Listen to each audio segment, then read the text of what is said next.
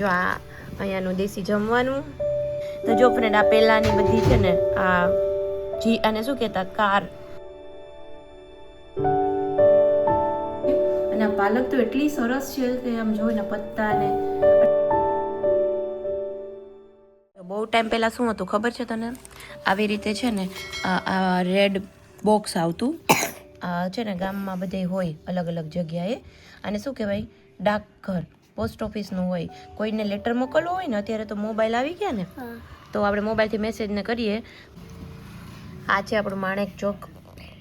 તો જો ફ્રેન્ડ, આ પહેલાની બધી છે ને આ આને શું કહેતા કાર, જી વેગન ના હું જી વેગન નહીં, આ કારનું કંઈક નામ હતું, ભૂલી ગઈ, કમેન્ટ કરજો. જો આ ટેમ્પો છે, આની મને ખબર, આ ગ્રીન કલરનો એને ટેમ્પો કહેતા, એમાં હું બેસેલી છું. પછી આ કાર હોય ને એમ્બેસેડર, જો હા, અને એમ્બેસેડર કહેતા. અને બીજું વંથલીમાં છે ને આવી કાર બહુ આવતી મોટી મોટી, અને બસ એ પેલા આવી હતી. જો કમેન્ટ કરીને જણાવજો તો આને એમ્બેસેડર કહેવાય અને ટેમ્પો કહેવાય. એ સિવાય કંઈ બીજું કહેવાતું હોય તો કહેજો. અને જો આ છે માણેક ચોક, આ તો અત્યારનો જ છે. જો માણેક ચોક તો અત્યારે આવું જ છે, સેમ ટુ સેમ. પછી જો આ ગણપતિ ઉત્સવનું છે પોરબંદરનું. પછી આપણી જ છે એક બહુ જ મસ્ત હતું જૂનું. આ જો આ બધું, આ પેલું છે બોટનું બંદર. પછી શું હતું એક જૂનું, આ જો ફિશિંગ કરે, જો અહીંયા કેટલું મોટો બર્ડ છે. જો કેટલું મોટું બર્ડ. હા, અહીંયા હતા જો બર્ડ્સ આખું છે. જો આ અહીંયાનું દેશી જમવાનું, રોટલો, રીંગણા બટાટાનું શાક, રીંગણાનું શાક છે, ચટણી છે, મૂળો. અચ્છા ખોલતો કોઈ દીદી છે. પછી જો અહીંયાનો આ રાસ છે. આ રહ્યો દઈ દે તો પ્રહાન. આ બુક બહુ જ સરસ છે. જો આને શું કહેવાય, વેઢલા પહેરવાનું હોય કાનમાં આને. જો આ છે ખાજલી, પોરબંદરની ફેમસ. જો આ રહ્યું, યસ, જો મને આગળ બર્ડનું કહેતી હતી ને, જો ફ્લેમિંગો. પોરબંદરમાં બહુ જ ફ્લેમિંગો આવે છે અત્યારે, તો એની સિઝન છે જ. જો ભરી લ્યો શ્વાસમાં એની સુગંધનો દરિયો, પછી આ માટીની ભીની અસર મળે કે ના મળે. વાહ. હેલો, નમસ્તે ફ્રેન્ડ, સ્વાગત કરું છું ફરીથી બધાનું એક નવા વિડીયોમાં. તો આજે જો દિવસની શરૂઆત કરી હતી પોરબંદરનો ઇતિહાસની એક બુક છે ને એની સાથે. સવારમાં જ એક બુક જોઈ, મારા હસબન્ડ કાલે લાવ્યા હતા. બહુ જ સરસ બુક છે. પોરબંદરમાં પહેલાંની જે ઇતિહાસ છે, જૂની બિલ્ડિંગ્સના ફોટોઝ હતા.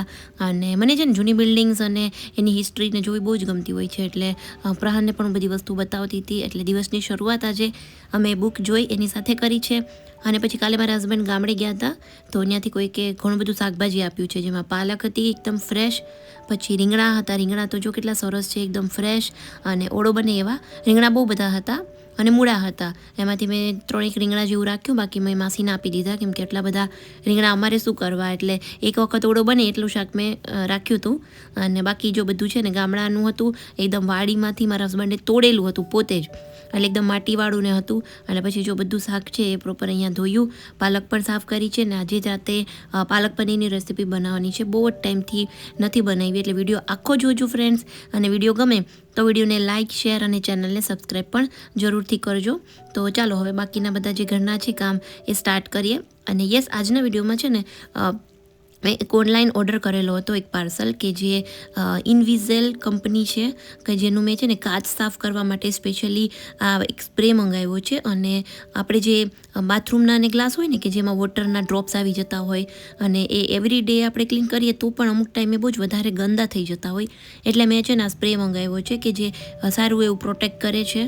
અને આપણા જે કંઈ હાર્ડ સ્ટેન હોય વોટરના, એ પણ એનાથી સાફ થઈ જતા હોય છે. આમ અમારે છે ને, અમે વોટરનું સોફ્ટનર પ્લાન મુકાવેલો છે, એટલે 6-1 મહિનાથી અમે રહેવા આવ્યા, પણ હજી સુધી મારે નળ ને એ બધું સાફ નથી કરવું પડ્યું, કેમ કે પાણી જે છે ને એ ઓલમોસ્ટ મીઠું જ થઈ જતું હોય છે, એટલે એનાથી નળ ખરાબ નથી થતા.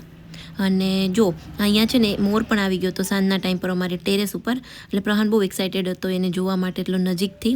પછી મેં કીધું ચલો આપણે છે ને આ સ્પ્રેનો યુઝ કરીને જોઈએ કે કેટલું કામ કરે છે. અને આ વાળો મિરર છે ને એ જો એમાં દેખાય છે આ વોટરના ડ્રોપ્સ આવી રીતે. તો આ છે ને એ નોર્મલ આપણે જે કોલિન યુઝ કરીએ ને એનાથી એ નથી જતા, એકદમ પ્રોપર ક્લીન નથી થતા. એટલે મેં કીધું કે ચલો આપણે આનાથી ટ્રાય કરીએ અને એનું રિઝલ્ટ કેવું છે એ પણ જોઈએ. તો આ જે સ્પ્રે છે એ પહેલાં મેં ખોલ્યો અને પછી છે ને એવી રીતે એનું જે પેલું સ્પ્રે પંપ આવે એ ઇન્સ્ટોલ કર્યું અને આવી રીતે એને સ્પ્રે કરી અને રાખી દેવાનું, 10 મિનિટ સુધી રહેવા દેવાનું. એટલે મેં આખા જ મિરરમાં થોડું થોડું એવું બધે જ સ્પ્રે કર્યો છે. અને સ્પ્રે કર્યા પછી મારી પાસે છે ને રબરનું બ્રશ છે. જો આ છે ને આના આગળના બ્રશ છે એકદમ સિલિકોનના છે, એટલે એકદમ સોફ્ટ છે. એટલે આપણે સિંક છે કે કોઈ પણ મિરર છે તો એમાં સાફ કરવા માટે બહુ સારું પડે છે, આનાથી સ્ક્રેચીસ નથી પડતા. એટલે પ્રોપર આનાથી છે ને મેં આખામાં સ્પ્રેડ કરી દીધું છે, એટલે ઇવનલી આખા કાચ ઉપર આ લિક્વિડ છે એ સ્પ્રે થઈ જશે. 10 મિનિટ સુધી મેં રહેવા દીધું છે અને પછી છે ને આવી રીતે પાણી નાખી અને મેં ક્લીન કરી નાખ્યું હતું. તો જેવું પાણી નાખ્યું ને એવો આખો જ મિરર બહુ જ સરસ ક્લીન થઈ ગયો હતો. હવે અહીંયા આવે પાર્ટ 2 કે આ જે પાણી નાખ્યું છે તો આપણે જ્યારે નોર્મલ એવું કપડું લગાવીએ ને તો એ પાણીના રેલા દેખાતા હોય, પણ આ પણ મેં એક્સ શાઇન પ્રો કરીને એક આ ટોવેલ છે એ મેં એમેઝોનમાંથી મંગાવ્યો હતો.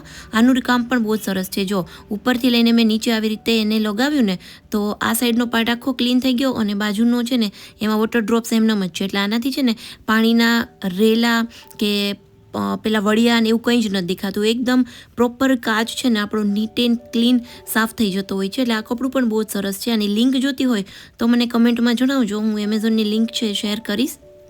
અને જો આ કાચ છે કેટલો સરસ સાફ થઈ ગયો છે, એકદમ ઓછી મહેનતથી એકદમ પ્રોપર કાચ છે એ મસ્ત ક્લીન થઈ ગયો છે. જો વાડીથી આવી ગઈ છે મસ્ત મજાની એકદમ ફ્રેશ પાલક. તો મેં કીધું કે ચલો આજે આ સિઝનનું પાલક પનીર નથી બનાવ્યું, ઘણા સમયથી મેં પાલક પનીર નથી બનાવ્યું, એટલે પાલક પનીર અને પરોઠા આપણે આજે ડિનરમાં બનાવવાના છે. તો ચાલો રેસીપી સ્ટાર્ટ કરીએ. તું આમ કેટલા વાર રહ્યો તો તું કે છે ઓલા બધું છે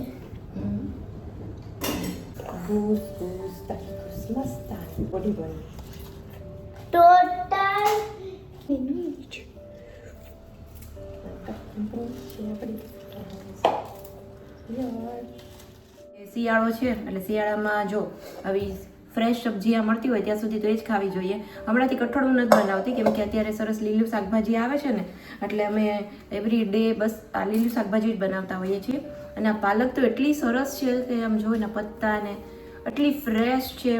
કાલની લાવી છે, કાલની ગાડીમાં પડી હતી મારા હસબન્ડની, રાત આખી ગાડીમાં પડેલી હતી તો પણ એ એકદમ કડક અને ફ્રેશ છે. નહીંતર તો કેવી આપણે માર્કેટમાંથી લઈ આવીએ ને થોડી વાર જો ઘરે આવીને એમને પડી હોય ને અને તરત જ પત્તા છે ને મુરઝાઈ જતા હોય છે. તો ચાલો હવે કરીએ ડિનરની તૈયારી. તો આજે છે ને પ્રહાન મારી સાથે બેઠો છે. આમ તો ઘણા સમય પછી આજે અમે લોકો આવી રીતે કુકિંગ કરીએ છીએ.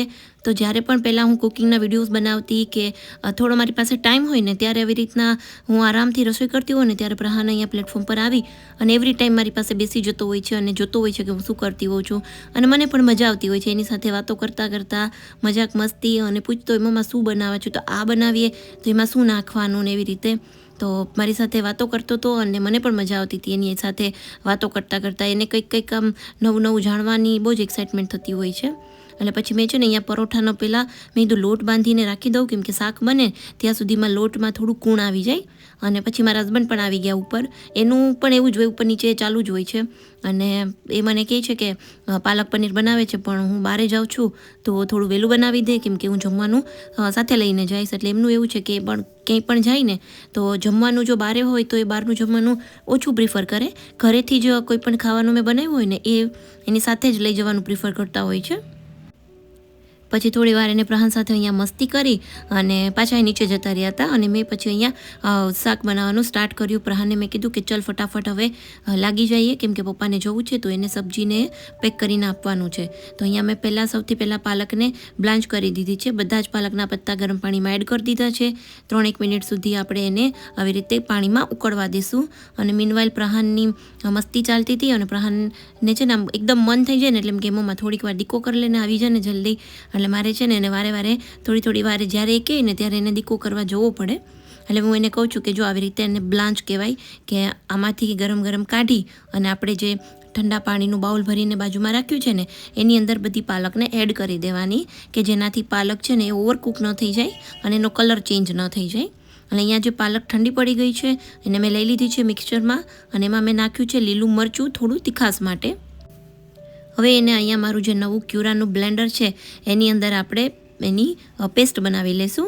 તો જો કેટલી સરસ એકદમ આ છે ને બ્લેન્ડર એ બહુ સરસ છે. આ મિક્સચર એમાં એકદમ પ્રોપર સરસ બ્લેન્ડ થાય છે બધી વસ્તુ, અને કોઈ જ પ્રકારના ટુકડા કે એવા રહેતા નથી. બાકી નોર્મલ પહેલાંનું જે આપણું મિક્સચર હતું ને એમાં વચ્ચે વચ્ચે આમ ક્યારેક આદુના લસણના ટુકડા રહી જતા હોય છે. તો ચાલો હવે સબ્જી બનાવીએ. કોઈ પણ આપણે સબ્જી પંજાબી કે એ ટાઈપની થોડીક બનાવતા હોય ને અલગ, આપણી ગુજરાતી શાક કરતાં અલગ, ત્યારે એમાં થોડું જો બટર એડ કરીએ ને ઓઇલની સાથે તો સબ્જીનો ટેસ્ટ છે ને બહુ જ સરસ આવતો હોય છે. એટલે મેં અહીંયા બટર અને ઓઇલ બંને મિક્સ કર્યું છે. લસણ આદું છે એ એકદમ ઝીણું ઝીણું સમારેલું એડ કર્યું છે. ડુંગળી એડ કરી છે. બેઝિક મસાલા નાખ્યા છે, હળદર, લાલ મરચું, અને એક મેઇન વસ્તુ છે મહાલક્ષ્મીનો ગરમ મસાલો. આમ ગરમ મસાલો છે ને બહુ જ સરસ આવતો હોય છે, એનાથી શાકનો ટેસ્ટ એકદમ બહાર જેવો જ આવતો હતો. અને જે પાલકની આપણે પ્યુરી કરીને રાખી હતી એ મેં એડ કરી દીધી છે. જ્યારે એકદમ પ્રોપર મસાલા બધા ચડી જાય ને ત્યારે પ્રોપર એને ચલાવવાનું છે. અને બીજી એક ટિપ્સ આપું છું કે જ્યારે પણ આપણે પાલકની સબ્જી બનાવીએ ને ત્યારે એને એક તો વધારે પકાવવાની નથી હોતી, અને બીજું કે એને ઢાંકવાની નથી. આપણે એને જો આવી રીતે અધખુલ્લું રાખીએ એટલે એની જે સ્ટીમ છે ને નીકળતી જાય બહાર, નહીંતર એનાથી સબ્જી છે ને એ કાળી પડી જતી હોય છે. એટલે અહીંયા 2 કે 3 મિનિટ માટે એને મેં હાફ ઢાંકી અને રાખ્યું છે ચડવા માટે. અને અહીંયા પનીરના પણ ટુકડા કરીને રાખી દીધા છે. તો જો અહીંયા છે ને પાલક પનીરની સબ્જી છે એ એકદમ પરફેક્ટલી ઓલમોસ્ટ રેડી છે. અને ગરમા ગરમ પાલક પનીરની સબ્જી છે એ પરોઠા સાથે ખાવાની બહુ જ મજા આવતી હોય છે. હવે અહીંયા ઉપરથી લાસ્ટમાં કસૂરી મેથી એડ કરી છે, અને બાકી હવે જે આપણે પનીરના ટુકડા કરીને રાખ્યા છે એ એડ કરી દઈશું. કસૂરી મેથીને છે ને થોડીક આપણે તવા ઉપર રોસ્ટ કરી અને પછી આપણે થોડું હાથેથી મસળીને એડ કરીએ ને તો એનો જે શું કહેવાય ફ્રેગ્રન્સ છે ને બહુ સરસ આવતી હોય છે. અને જો આપણી આ સબ્જી છે એ બિલકુલ રેડી છે. અને ચાલો આપણે બનાવી લઈએ હવે આપણી ડિનરની થાળી. તો આ હતી મારી ડિનરની થાળી. પરોઠા પણ મેં કરીને રેડી રાખ્યા છે, સાથે ડુંગળી અને મરચું લીધું છે, અને છાશ તો આપણે હોઈએ જ. તો ચાલો ફ્રેન્ડ્સ, જો આ વિડીયો તમને ગમ્યો હોય ને તો વિડીયોને લાઇક કરજો, શેર કરજો. ચેનલ પર નવા હોય તો ચેનલને સબસ્ક્રાઈબ પણ જરૂરથી કરજો. જલ્દીથી આપણે મળીશું એક નવા વિડીયો સાથે. ત્યાં સુધી બધાને બાય બાય, આવજો, ટેક કેર, અને આ સબ્જી જરૂરથી ટ્રાય કરજો. ચાલો મળીશું, બાય બાય.